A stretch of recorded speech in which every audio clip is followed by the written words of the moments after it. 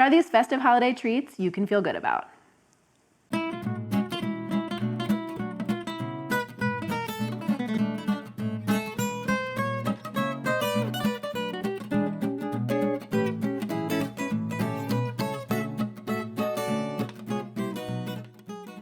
Hot cocoa and biscotti are a holiday tradition in my family. So let's get into the festive mood with naturally sweetened hot cocoa and whole grain gingerbread biscotti. Today's recipe is all about holiday traditions and holiday treats you can feel good about. We're making naturally sweetened hot cocoa and gingerbread biscotti to dip right in. The best part of these biscottis is that they're mixed in one bowl, which means less mess. So let's get going. We're gonna mix up our wet ingredients first. 2 eggs go right into our bowl. And biscotti literally means twice cooked in Italian. So these little babies get really crisp and they become the perfect vehicle to dip into a nice hot beverage. Okay, we have our 2 eggs, and then it's 2 tablespoons of molasses. And molasses is such a holiday, remembered flavor. And honestly, I only use molasses really at the holidays. So I had to check the expiration date and make sure it was still good. And it is. Okay, 1. Molasses adds this depth of flavor that you just can't really get with other ingredients. And 2, and it is quite messy. There we go, in. Then we have 1/3 cup of brown sugar going in, finally in. Plus a teaspoon of vanilla extract, really giving us that gingerbread flavor. Then we want to whisk this together.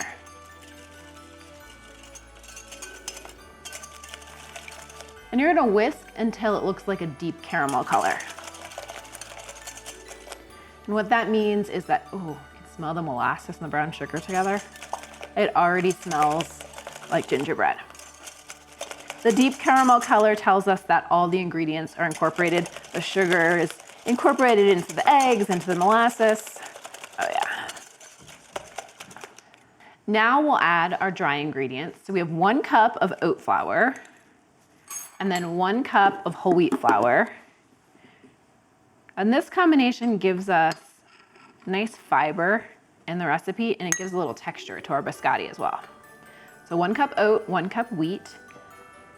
We'll add in our salt, a 1/4 teaspoon of kosher salt, 2 tablespoons of ground flaxseed, 1,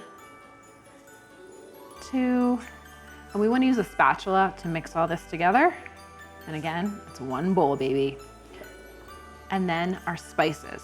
So we have ground ginger, cinnamon, cardamom, and ground cloves. Smells like the holidays. And then a little baking soda. We want just a tiny bit of lift to our biscotti. Now we mix. Hot cocoa and biscotti are a family tradition for my family. We always have hot cocoa, I'll make some kind of biscotti, and we watch Frosty the Snowman every single year. I think it started when my twins were maybe 2, and my husband and I picked Frosty the Snowman because it's a short holiday movie, and when your kids are little and they go to bed early, you need a short movie that you can all enjoy so that you can tuck them away into bed. So that became the tradition, and now we still watch it. The twins are 8, and then I have a little one who's 5, and we still watch it every year, and they look forward to it, and so do I. Okay, there's a little bit, you can see how thick the dough is, the batter. And there's a little bit of dry that we want to just kind of smoosh here with our spatula. You could also get in there with your hands, but I'm gonna get it. There we go. Okay, now the other key to this dough, because it has oat flour in it, we want to let it rest for 5 minutes. And oats, if you think about making oatmeal, you cook it, you maybe microwave or cook it on the stove, they just soak up so much moisture, and that same thing is going to happen with this dough. So we want to let that rest and let those oats do their thing, soak up the moisture for 5 minutes before we start to form them up. So this looks good. We're going to let it sit for 5 minutes. Our dough has rested for 5 minutes. You can see that some of the moisture has been soaked up. Now we're going to form it into our biscotti logs. So one key, wet your hands This is a sticky dough. So just wetting your hands makes it not stick to your hands as bad. Okay, let's scrape it out. Now we want to cut it in half. You could eyeball it. You could measure it if you are that person. That would be my husband. I'm gonna go with the eyeball method. Okay, so we have our 2 halves of the dough, and now we're gonna shape them into logs. We're forming them into logs that are 7 inches long by 3 inches wide. If you're a little nutty like me, you'll have a baking tape measure. Then you can get the exact measurements, or you can eyeball it. This is my baking tape measure. It stays in the kitchen. No one uses it for anything else, so I know that it's clean and food safe. With wet hands, just press the dough into a rectangle. So just use your hands to press and guide it. And then the other thing we do with our hands is make sure that it's even. It's not really thin on the edge and thicker in the middle, because we want it to bake evenly. Here's a perfect rectangle. Let's see. 7, 7, a little over 3, a little over 3. We're good. We have our logs formed up. Slide this guy into the oven that's been preheated to 350. They're gonna bake for 18 to 20 minutes until the logs are firm to the touch. Oh, the smell of gingerbread, so yummy. Okay, our logs have cooked and they're hardened to the touch. Now they need to cool before we cut them into our little biscotti cookies. So put them on a wire rack, something just like this guy, and let them cool for 15 minutes. Our biscotti logs have cooled. I'm just gonna use a big spatula and move them over to my cutting board. Now we get to cut them into the little biscotti cookies. I wanna turn them so they're horizontal, and then use a sharp knife, and we're just cutting them into about 3/4 inch slices. I like to do it a little on the diagonal. They look a smidge fancier that way. Smells gingerbready, so yummy. So I'm gonna keep going and cut all these and then place them on the tray. Okay.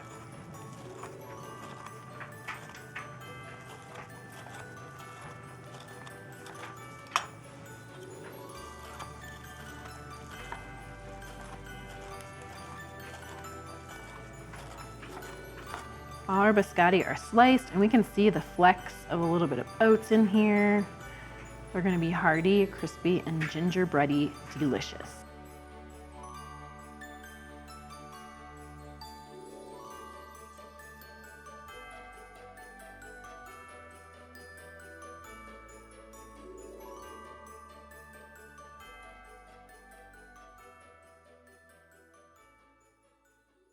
We have our 24 biscotti cookies going into the oven, and here's the key. You wanna turn your oven down to 300. We're doing a low bake. They go in for 6 minutes, then we're gonna flip them over, bake them for 6 minutes more, and then they're ready into the oven. Our biscotti have fully cooked. Now we wanna let them cool, and you wanna put them on a wire rack, but before we do that, I wanna show you a tip to make them extra special. And here's a reminder to subscribe. I hope you're enjoying this recipe. So subscribe to follow along for more recipes. I also do nutrition tips, and it really helps out our channel. So for our extra special jazzing up biscotti tip, I've melted about 1/4 cup of white chocolate chips. And then I think it's pretty when you just dip the end in. And so we're just decorating the end. And then I take a little bit of, we've got some green Christmassy sprinkles here. It just makes them a little more festive, a little more fun. So I'm gonna do this to a few more. Now we wanna let these cool on the wire rack. We've jazzed a few up. They look really pretty. Another thing that you could do is roll them in some cinnamon and sugar. That would go really, really well with the gingerbread flavors. I'm gonna keep these like this with the white chocolate and sprinkles. And then the plain ones, we will let them cool fully. They'll harden, and they'll be those crisp biscottis that we are looking for. While these cool, let's make our hot chocolate. Our naturally sweetened hot cocoa takes just 5 minutes to make. Here we go. Starts with 1 cup of plant-based milk. I have unsweetened almond milk. You could certainly use unsweetened soy milk, cashew milk. There's a million plant-based milks out there.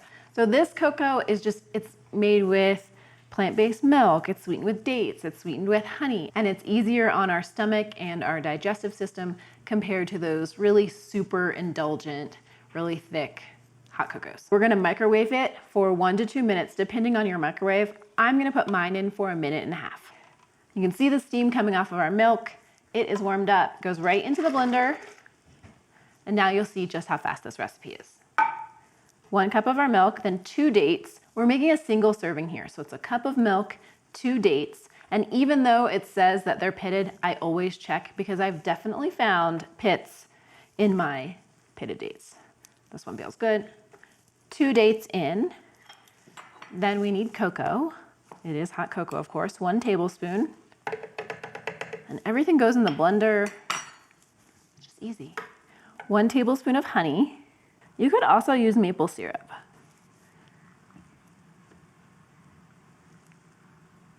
Then a 1/4 teaspoon of cinnamon, 1/4 teaspoon of vanilla extract, and we blend. Lid on good and tight. And remember that milk was hot. Always when you're blending something hot, put a clean dish towel over top. Just protects your hand just in case.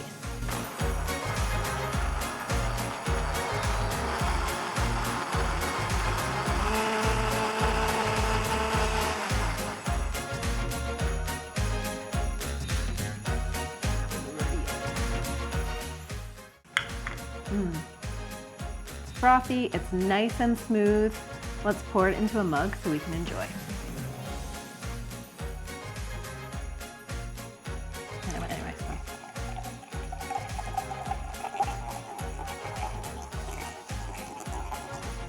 I'm gonna load this tray up with biscotti. I have the hot cocoa all ready to go so that we can watch Frosty the Snowman for our annual tradition. Now that you know one of my family's holiday traditions, I would love to hear what yours are. Let me know in the comments below. And while you're at it, hit the like button. And don't forget to subscribe to follow along for more recipes like this one and nutrition tips. And I will see you in the next video.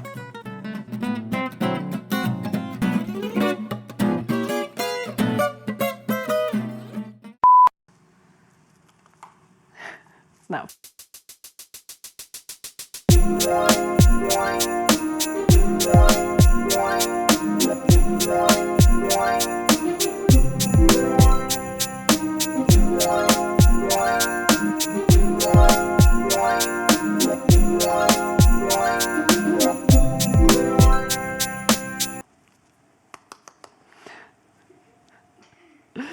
It's really packed in there.